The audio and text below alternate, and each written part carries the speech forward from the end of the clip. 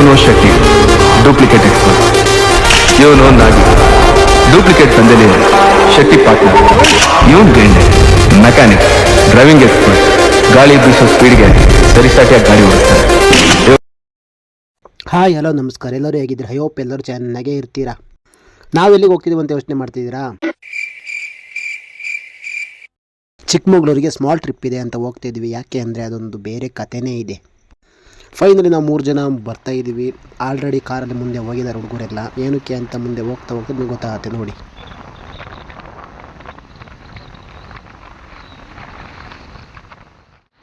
Finally Chikkamagaluru ಟೌನಿಗೆ entry ಆದ್ವಿ. Highway ನೋಡ್ಬೋದು ನೀವು, ಇದು ಮುಕ್ತಹಳ್ಳಿ ಹತ್ರ ಚಿಕ್ಕಮಗಳೂರು, ಏನು 5 ಕಿಲೋಮೀಟರ್ ಇರ್ಬೋದು ಇಲ್ಲಿಂದ.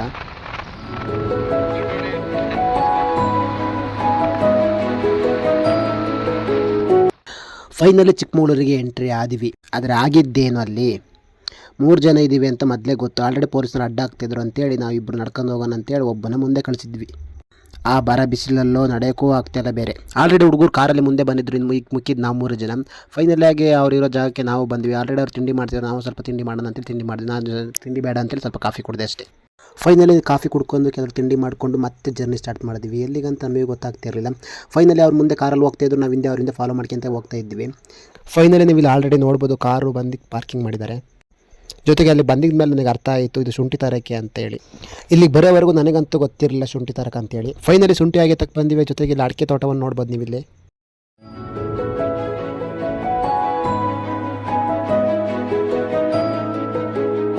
ನನ್ನ ಫ್ರೆಂಡ್ಸು ಶುಂಠಿ ಆಗಿದ್ನ ಎಷ್ಟೊಂದು ಕ್ಯೂರಿಯಾಸಿಟಿಯಲ್ಲಿ ನೋಡ್ತಾರೆ. ಯಾಕಂದ್ರೆ ನನಗಂತೂ ಗೊತ್ತಿಲ್ಲ ಅಂಥದ್ದೇನು ಕಾಣಿಸ್ತಿತ್ತು ಇವರಿಗೆ ಅಷ್ಟೊಂದು ಕ್ಯೂರಿಯಾಸಿಟಿನ ನೋಡೋಕ್ಕೆ.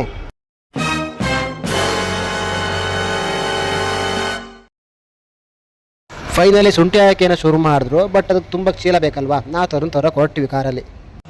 ಯಾರ್ಯಾರು ಅಂತೀರಾ? ಇವನು ಶೆಟ್ಟಿ ಡೂಪ್ಲಿಕೇಟ್ ಎಕ್ಸ್ಪರ್ಟ್, ಇವನು ನಾಗಿ ಡೂಪ್ಲಿಕೇಟ್ ತಂದೆಲಿ ಶೆಟ್ಟಿ ಪಾರ್ಟ್ನರ್, ಇವನ್ ಗೆಂಡೆ ಮೆಕ್ಯಾನಿಕ್ ಡ್ರೈವಿಂಗ್ ಎಕ್ಸ್ಪರ್ಟ್, ಗಾಳಿ ಬೀಸೋ ಸ್ಪೀಡ್ಗೆ ಸರಿಸಾಟಿಯಾಗಿ ಗಾಡಿ ಓಡಿಸ್ತಾರೆ. ಫೈನಲಿ ಅಲ್ಲೇ ಒಂದು ಅಂಗಡಿ ಸಿಕ್ತು. ಕೇಳ್ಕೆ ಬರ್ತೀವಿ ಅಂತೇಳಿ ಇವರಿಬ್ಬರು ಹೊರಟರು. ನಾವಿಬ್ಬರು ಕಾರಲ್ಲೇ ಕೂತಿದ್ವಿ. ತುಂಬ ಅಂಗಡಿ ಕಡೆ ಹುಡುಕಿದ್ವಿ, ಬಟ್ ಅಲ್ಲೆಲ್ಲೂ ಸಿಗಲಿಲ್ಲ ಅಂತೇಳಿ APMC ಕೊನೆಗೆ ಬಂದಿವಿ. ಅಲ್ಲೇ ಆಲ್ರೆಡಿ ರಾಗಿ ಸುರುವಿ ಹೋಗಿದ್ರು, ಅದನ್ನು ಚೀಲನ ಆಫ್ ರೇಟಿಗೆ ಮಾಡ್ತಾಯಿದ್ರು ಅಂತೇಳಿ ಅವ್ರ ಹತ್ರ ಹೋಗಿ ಕೇಳಿದ್ವಿ. ಫೈನಲಿ ನಮಗೆ ಚೀಲ ಎಲ್ಲೂ ಸಿಗಲ್ಲ, APMC ಇರುತ್ತೆ ಅಂದರೆ ಅಲ್ಲಿಗೆ ಬಂದಿವಿ. ಅಲ್ಲೇ ರಾಗಿ ಸುರುವಿ ಆಫ್ ರೇಟಿಗೆ ಚೀಲ ಮಾರ್ತಾಯಿದ್ರು. ಎಷ್ಟು ಬೇಕಂತ ಕೇಳಿ ನಮಗೊಂದು ಬೇಕಾಗಿದ್ದು 15. ಅವ್ರ ಹತ್ರ ಅಷ್ಟು ಇರಲಿಲ್ಲ ಅನ್ಸುತ್ತೆ, ಇರೋ ಅಷ್ಟನ್ನ ತಗೊಂಡು ಬಂದಿವಿ. ಅದನ್ನು ತರಕ್ಕಂತ ನಮ್ಮ ಡ್ರೈವರನ್ನು ಇಳಿದು ಬೇರೆ ಹೋಗ್ತಿದ್ರು, ನೀವು ನೋಡ್ಬೋದು. ಆನ್ ದ ವೇ ಚೀಲ ತಗೊಂಡು ಬರುವಾಗ ಕಾಲೇಜ್ ಮುಂದೆ ಹೋಗಬೇಕಾಗಿತ್ತು. ನಮ್ಮ ಕಾಲೇಜ್ ಅಂತ ಕಣ್ಣಿಗೆ ಕಾಣಿಸಿತ್ತು. ಕಾಲೇಜ್ ನೋಡಿದ ತಕ್ಷಣ ನಮ್ಗೆ ನೆನಪಾಗೋದೇ ಆಲ್ಮೋಸ್ಟ್ ಎಲ್ಲರೂ ನೆನಪಾಗೋದು ಒಂದೇ, ಎಕ್ಸಾಮು, ಸರ್ ಹೊರಗಡೆ ನಿಲ್ಲಿಸಿದ್ದು, ಕಾಲೇಜ್ ಡೇ ಫಂಕ್ಷನ್, ಹುಡುಗಿಯರಿಗೋಸ್ಕರ ಕಾಯ್ದು ಹುಡುಗಿಯರನ್ನು ಚುಡಾಯಿಸಿದ್ದು, ಇವೆಲ್ಲ ಒಂದು ನೆನಪಾಯಿತು ಕ್ಷಣದಲ್ಲಿ. ಕಾಲೇಜ್ ಡೇಯಲ್ಲಿ ನಡೆದಿದ್ದೆಲ್ಲ ಈಗ ನೆನೆಸ್ಕೊಂಡ್ರೆ ಏನೋ ಒಂಥರ ಖುಷಿಯಾಗುತ್ತೆ, ಮೆಮೊರೇಬಲ್ ಆಗಿದೆ. ನನಗಾಗಿದ್ದ ಪರಿಸ್ಥಿತಿ ಅದೇ. ಈಗ ಆಗೆಲ್ಲ ನಡೆದಿದ್ದೆಲ್ಲ ಈಗೆಲ್ಲ ಒಂಥರ ಸ್ವೀಟಾಗಿ ಒಂದು ನೆನಪಾಗಿ ಉಳಿದಿದೆ. ಇಲ್ಲಿ ನಾವು ಬಸ್ಸಿಗೋಸ್ಕರ ವೆಯ್ಟ್ ಮಾಡಿದ ಜಾಗ ಇದೆಲ್ಲ ನೀವು ನೋಡ್ಬೋದು ಇಲ್ಲಿ.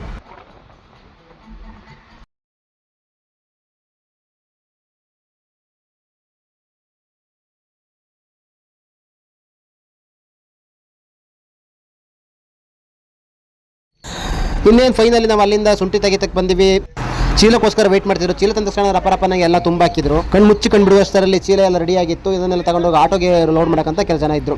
ಅವರೆಲ್ಲ ಲೋಡ್ ಮಾಡ್ಕೊಂತ ಹೋಗ್ತಿದ್ರೆ ನಾವು ಸ್ವಲ್ಪ ನಿಂತ್ಕೊಂಡು ನೋಡ್ತಾ ಇದ್ವಿ ಅಷ್ಟೇ. ನೀವು ಇಲ್ಲಿ ನೋಡ್ಬೋದು, ಪಾಪ ಎಲ್ಲರೂ ಒಟ್ಟಿಗೆ ಮೂಟೆ ಅಂತ ತಗೊಂಡು ಹೋಗ್ತಾ ಇದ್ದಾರೆ. ಅದನ್ನು ನೋಡಿ ಅದೇ ನಮಗೊಂಥರ ಫೀಲ್ ಆಗುತ್ತೆ. ಎನಿವೇ ಅವ್ರವ್ರ ಕೆಲಸ ಅವ್ರಿಗೆ ಸ್ವಲ್ಪ ಈಸಿ ಆಗ್ಬೋದು, ಕೆಲವೊಮ್ಮೆ ಕಷ್ಟನೂ ಆಗ್ಬೋದು. ಫೈನಲಿ ಶುಂಠಿನೆಲ್ಲ ಆಟೋಗೆ ಲೋಡ್ ಮಾಡಾಯಿತು. ಇನ್ನೇನು ಮಾಡೋದಕ್ಕೆ ನಾವು ಆಟೋ ಹಿಂದೆ ಹೊರಟೆವು. ಓಕೆ ಫ್ರೆಂಡ್ಸ್, ವೀಡಿಯೋ ಇತ್ತು ತಪ್ಪ ಲೈಕ್ ಮಾಡಿ ಸಬ್ಸ್ಕ್ರೈಬ್ ಮಾಡಿ ಅಂತ ಹೇಳ್ತಾ ಈ ವಿಡಿಯೋಲಿಗೆ ಎಂಡ್ ಮಾಡ್ತೀನಿ. Okay, thanks.